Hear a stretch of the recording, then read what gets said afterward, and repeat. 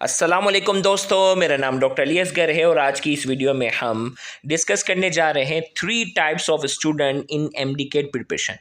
MDCAT preparation के दौरान student के जब मैसेजेस आते हैं तो उन मैसेजेस को देखते हुए हमें 3 तरह के स्टूडेंट जो हैं वो कैटेगराइज होते हुए नज़र आते हैं कि किस तरह स्टूडेंट प्रेशर को हैंडल करते हैं, किस तरह स्टूडेंट कंफ्यूज हो रहे होते हैं।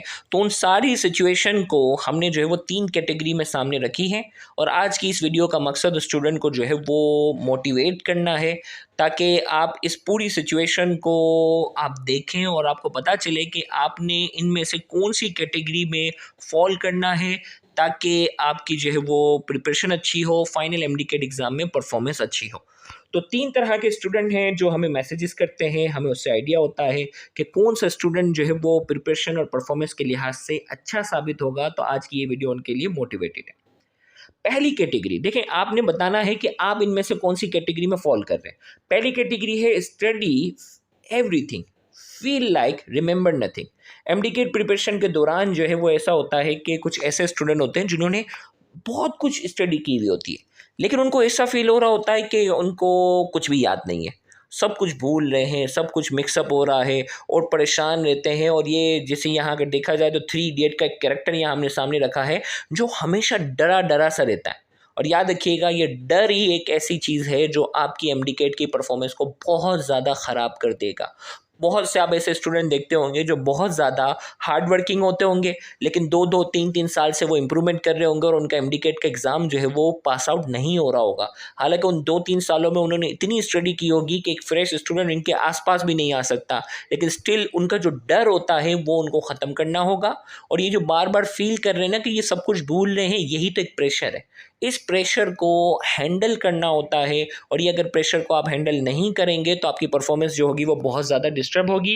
तो याद रखिएगा, ये 3 इडियट का एक कैरेक्टर आप जहन नशीन रखिएगा, क्या आपको इस तरह का कैरेक्टर बनना है। और इसमें मेजॉरिटी फीमेल होती है। याद रखिएगा, लड़कियां बहुत सी होती हैं जो स्टडी करने के बाद जो है वो इसी कैटेगरी में जो है वो फॉल कर रही होती हैं, जो इतनी डरी डरी होती है, उनको लग रहा होता है कि भाई सब कुछ भूल रहे हैं। तो आपने ऐसा नहीं करना, अपने मोरल को जो है वो आपने क्या करना है, इंक्रीज करना है और इस डर को ख़त्म करना।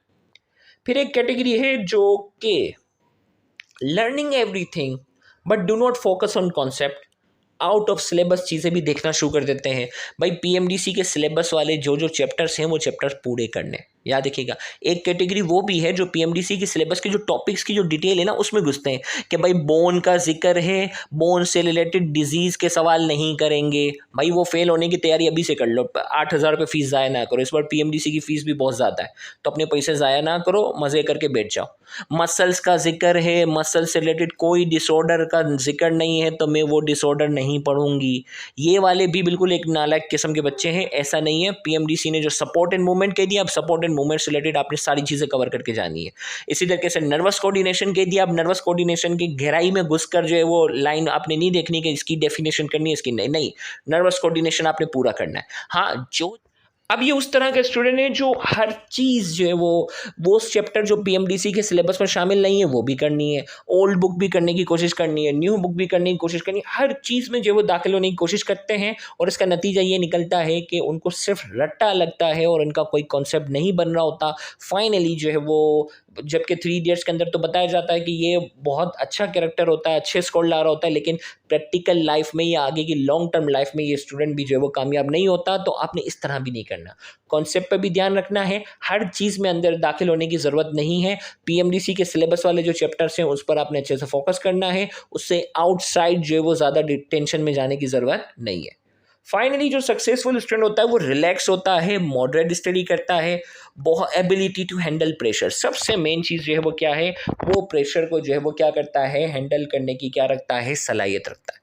तो फाइनल एमडीकेट के एग्जाम में वो स्टूडेंट जो प्रेशर को हैंडल कर सकेगा वही अच्छी परफॉर्मेंस दे सकेगा।